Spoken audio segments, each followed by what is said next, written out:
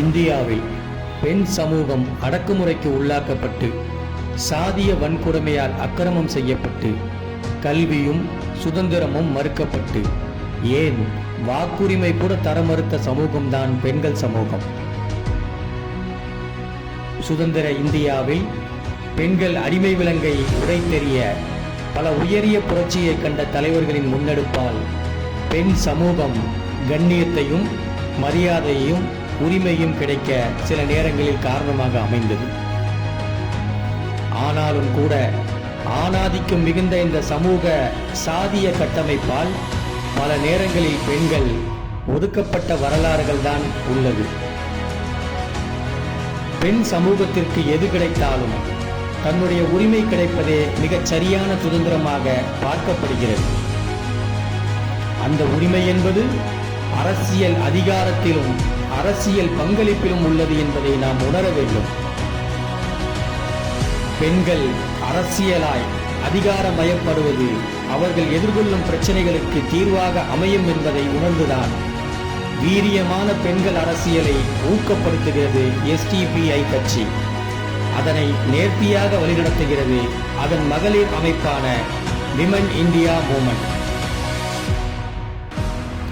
பெண்களின் அரசியல் பங்களிப்பை உறுதிப்படுத்த பல்வேறு விஷயங்களில் தங்களின் தலையீடுகளை செய்துள்ளது விமன் இந்தியா மூமெண்ட். தமிழகத்தில் எங்கு பெண்கள் பாதிக்கப்படும் போதும் வீதியில் இறங்கி பல்வேறு போராட்டங்களை நீதி வேண்டி நடத்தியுள்ளது. பெண்களை அரசியல் மேடையேற்றி வீரியமிக்க கண்டன குரல்களை ஒலிக்கச் செய்துள்ளது. மழை வெள்ள காலம், பெருந்தொற்று, பெண்கள் களமிறங்கி உதவி செய்வதற்கான வழியை காட்டியுள்ளது.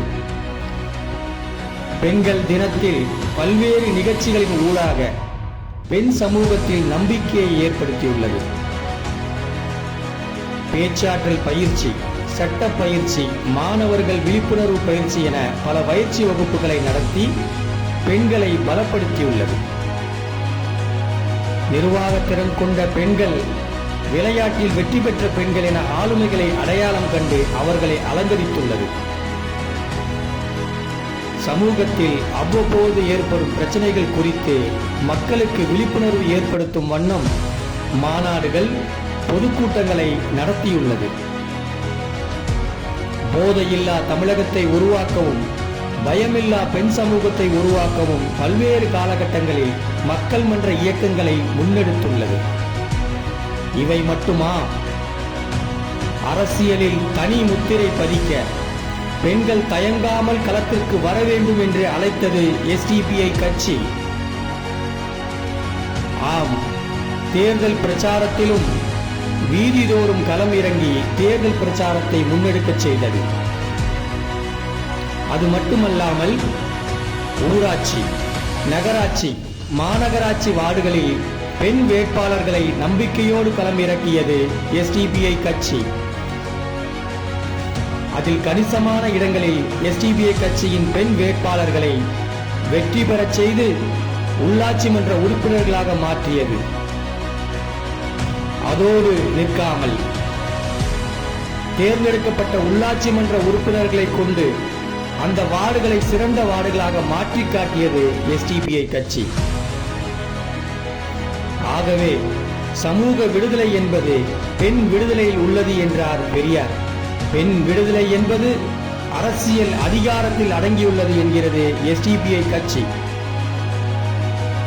கடந்து செல்ல வேண்டிய பாதைகளும் கடக்க வேண்டிய தூரமும் தரை கற்களும் ஏராளமாக கிடக்கும் இந்த சமூகத்தில் SDPI கட்சியோடு இணைந்து பெண் சமூகத்தை அரசியல் மயப்படுத்தவும் அரசியல் வலிமைப்படுத்தவும் பசியில்லா பயமில்லா இந்தியாவை உருவாக்கவும் கண்ணியம் மிகுந்த பெண் சமூகமே திரண்டு வா, இணைந்து வா.